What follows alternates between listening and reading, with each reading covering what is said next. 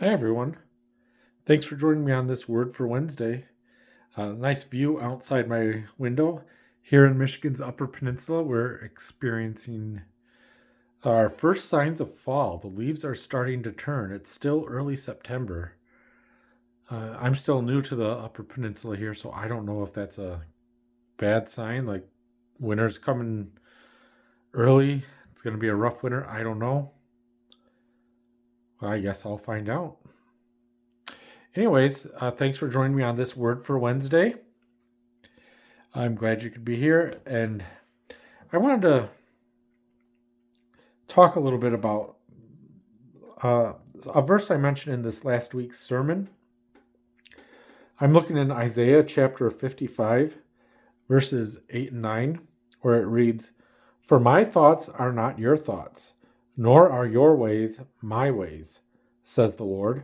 For as the heavens are higher than the earth, so are my ways higher than your ways, and my thoughts than your thoughts."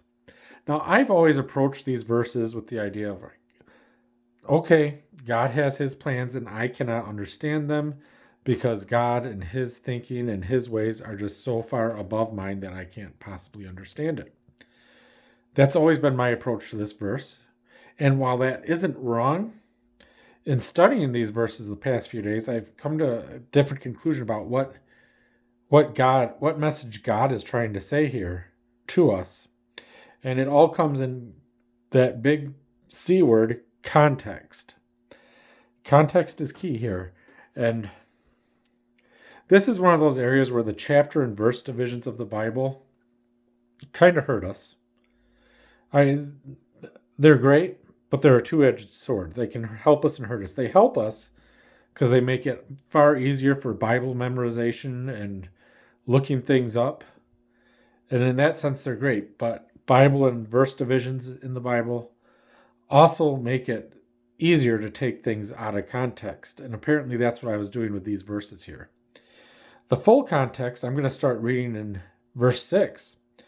"Seek the Lord while he may be found. Call upon him while he is near. Let the wicked forsake his way, and the unrighteous man his thoughts. Let him return to the Lord, and he will have mercy on him, and to our God, for he will abundantly pardon. For my thoughts are not your thoughts, nor are your ways my ways, says the Lord. For as the heavens are higher than the earth, so are my ways higher than your ways, and my thoughts than your thoughts." The context of this verse here is saying, follow God, because his ways and his thoughts are so much higher than ours. As fallen human beings, following God's way and God's path is so much better than what we could do on our own. And that's the context of this verse. And while theologically speaking, my previous take on these verses wasn't wrong, it wasn't in the context of what was being said here. And the context is, let's follow God. Let's put our trust in him. Let's do things his way, because his way is so much better than ours. Have you experienced this in your life? Tried following things, doing things your way, only to fail repeatedly? Then finally, when you decide to start trusting God and doing things his way, that you find things work out better? And maybe not even working out better according to worldly standards, maybe not working out better where suddenly you find yourself with more money in the bank or more success according to the world standards, but it works better. It's higher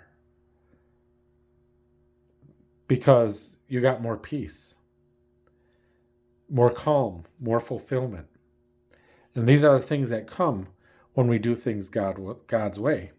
When we seek success by the world standards, we may achieve it, but we get a lot of baggage that comes with it that really isn't worth it. But when we follow God's ways and do things his way, we find success takes on a whole new meaning, and it doesn't quite come with the same baggage that success by worldly standards comes.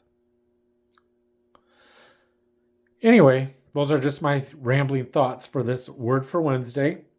This is a ministry of Lakefield Baptist Church.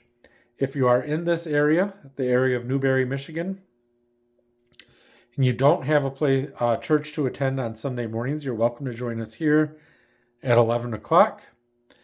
Thanks for joining us, and I'll talk to you next time.